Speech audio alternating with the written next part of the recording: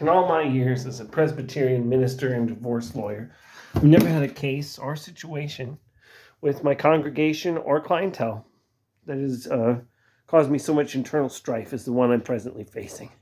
And that's this. I've been blackmailed into doing the laundry for a family of 10 fully undocumented immigrants here in the country. And the thing is, they're from Canada. And they're a white supremacist group who have blackmailed me and entrapped me, and this is my plea for help, okay? My name is Frederick Rielman. I'm a very real person. And the problem is, these white supremacists are not themselves white. They were struck by some kind of genetic curse, and they are half purple, half green, but not like down the middle like that Star Trek episode, all swirly. I think this is how the reptilian legend got started. These guys are real big. They basically control Canadian politics, and they've moved to America to try and do the same here. They're starting with the religious leaders and the divorce lawyers, and so I was a prime target. My situation as, both of these things led to a situation in which I became subject to blackmail. I don't want to expose what the blackmail is about, because I'm sure that when they find out I've made this plea for help, they'll expose it in a much more incendiary way. I'm toast. I'm toast. My reputation, my future. I'm probably a dead man when they see this, but I'm hoping I can stop their plan.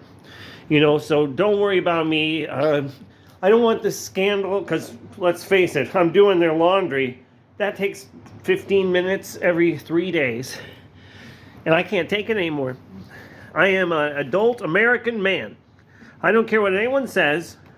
Doing slight amounts of household work at all is an affront to, as a Presbyterian minister, I can say it's an affront to God. And it's also an affront to Western, let's talk about the West as though it's this cohesive thing, ideals. Whatever happened to ideals? Well, I'll tell you which ideals these purple and green white supremacists have.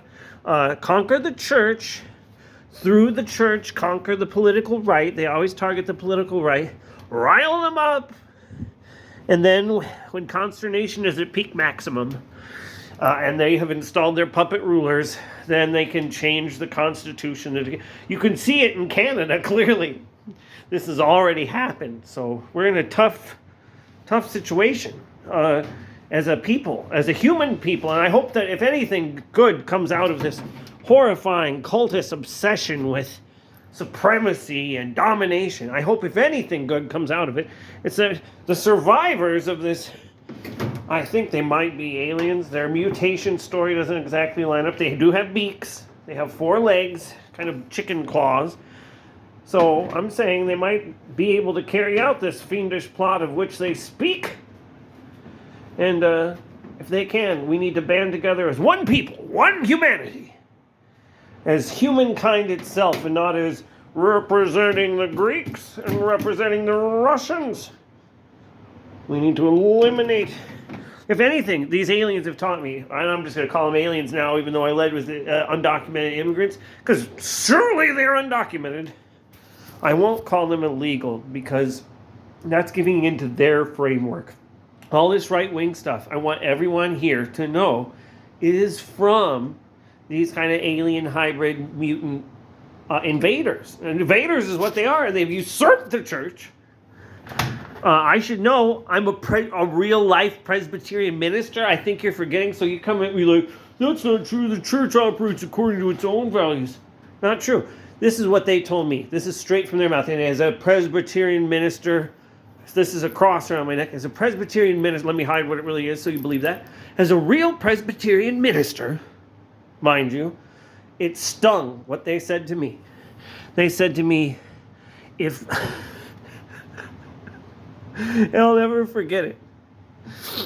They said, if a man in the part of the world Jesus was from started preaching some new form of religion based on the pre-existing religions now, they would be branded a heretic by the very people who love Jesus so much.